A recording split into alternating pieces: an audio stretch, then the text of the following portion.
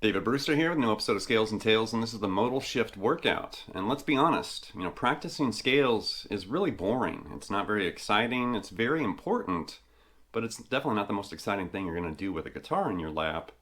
But it's essential. I mean, you have to work on scales. I mean, I guess you don't have to, but you should.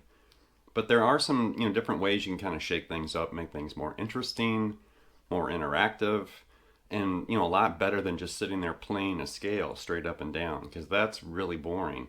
It kind of goes with like the stereotype of a kid, practicing scales sitting in front of a piano while his, friends are outside playing and having fun. I think that's what most people think of when they practice scales. But this episode is going to definitely supply you with some different approaches and different ways to tackle this. And this modal shift approach definitely gives you kind of some ear candy where it's more than just one scale.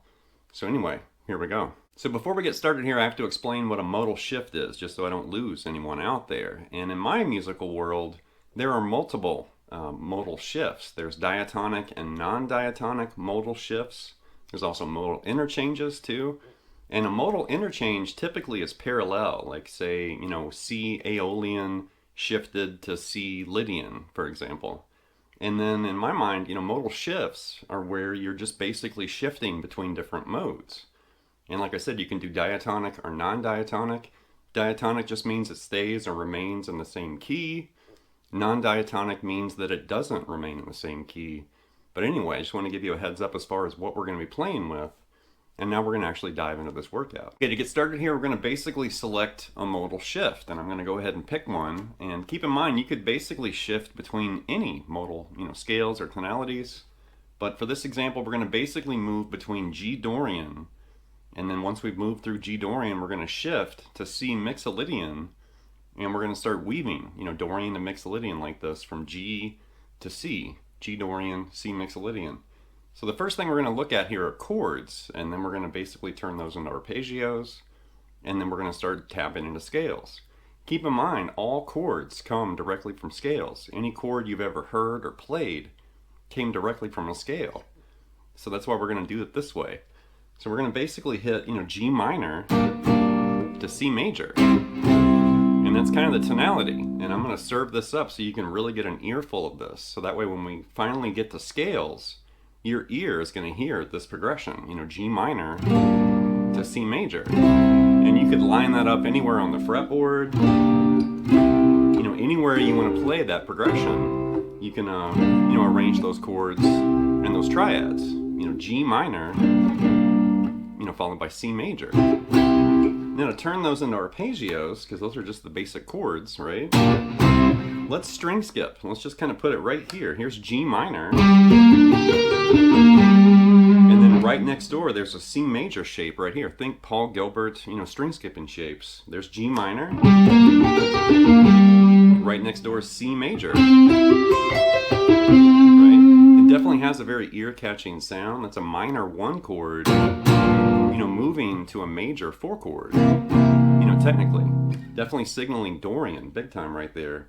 But there's G minor arpeggio,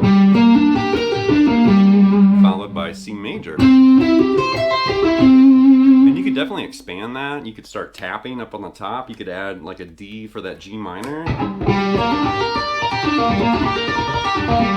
And you could add this G up for that C major.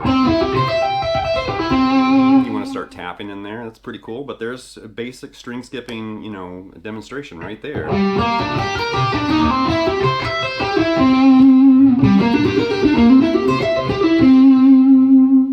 So if you don't like using string skipping, you could actually use just traditional arpeggio fingerings. And here's G minor right here. Right, like that. And keep in mind, you could actually string skip that exact same arpeggio right here. You just need to reach up and grab that D note at the end. But anyway, back to non-string skipping arpeggios. There's G minor. You could take that, you could actually hike it way up here. There's C major hiding way up here. That's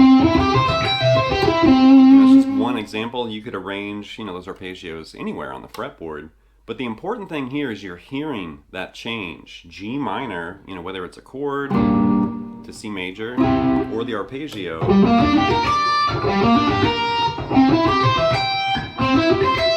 Right? It's important to hear that little shift, because now we're going to start moving into scales, and we're going to basically mimic what we just did with chords and arpeggios, but with the actual modal scale shapes. So I originally introduced this shift with chords, then changed it to arpeggios, and now we're going to actually look at some scales. So we're going to start with G Dorian. I'm going to start you right here in the 5th position on the D string on the note G.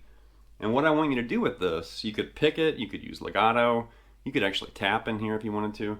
But the important thing is we're just going to basically play a 1 octave, fingering for the scale, cruise up, ascending, come back down, descending, and we're using 16th notes. So rhythmically, we're going to play it like this. Right? And that last note is B flat. Okay, that's the flat third of G, right? If we think back to the chord. But we're going to end on that B flat, which is the 16th note in that, sequence or phrase. Right? Hit that B flat, then the very next note is going to be C, and now we're going to play C Mixolydian in the same position, and we're going to kind of borrow that same kind of, melodic movement like this. Right? We're ending on that E note, which is the 3rd of C. And then we can go back to G, and then just start kind of looping between the two. G Dorian, followed by C Mixolydian.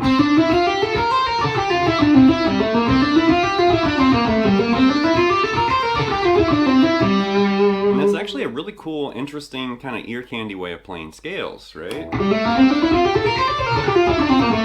Because you're hearing a progression. You're hearing this. Between those two scales, G Dorian and then C Mixolydian.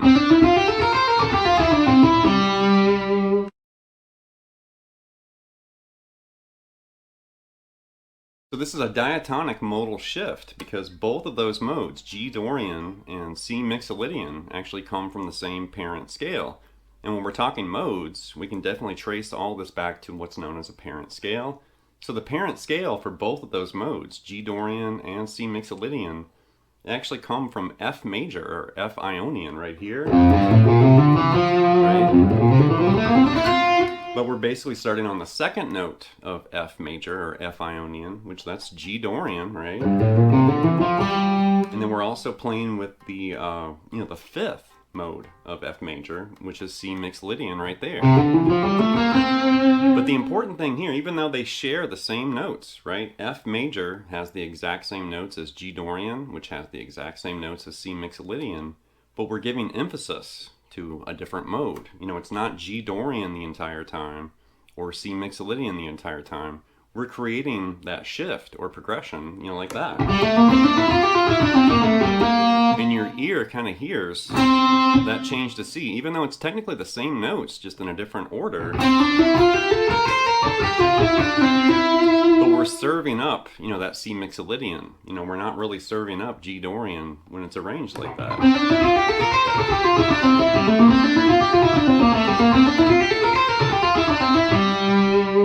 But keep in mind, F major is the parent scale.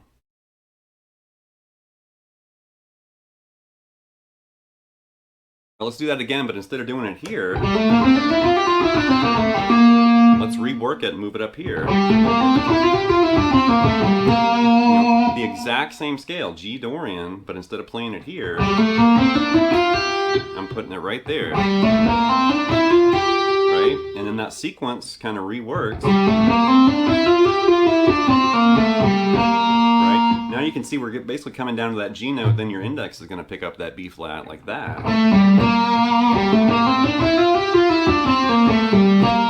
And then guess what's next? There's your C right there. Now play C Mixolydian and use that same sequence. Like that. And you can definitely tell I'm using a lot of legato here. I do like using legato for this type of workout. You could pick everything too if you want to turn it into a picking focused, workout. But there's your G Dorian C Mixolydian shift in this position.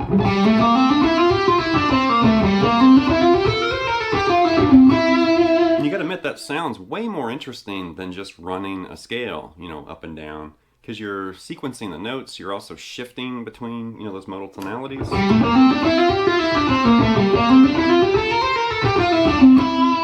definitely a cool way to practice scales. So as you get better at doing this, you can start finding some of those positions that kind of fall between the cracks there, because we had this one. And we also had this one. We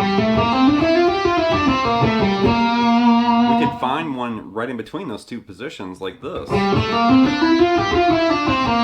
I'm just attempting to be thorough here, just to kind of show you like, hey, there's another one hiding right there. Right? And then you can start C Mixolydian like that.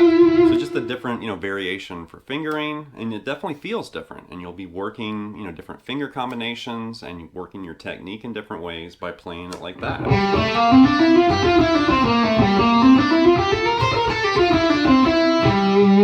Let's expand this even further. Let's move it down here. So now let's play G Dorian way down here. It's like a 2-octave, fingering right there.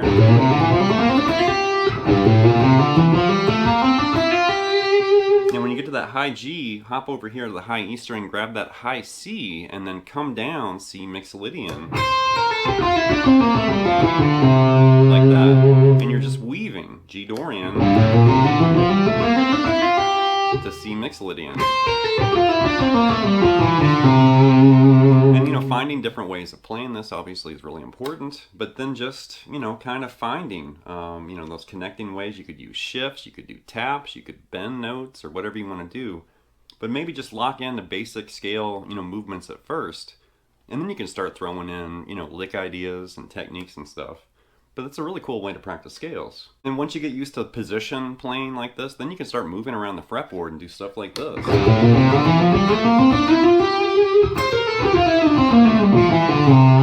And that was G Dorian on the way up, right? And then C Mixolydian on the way down.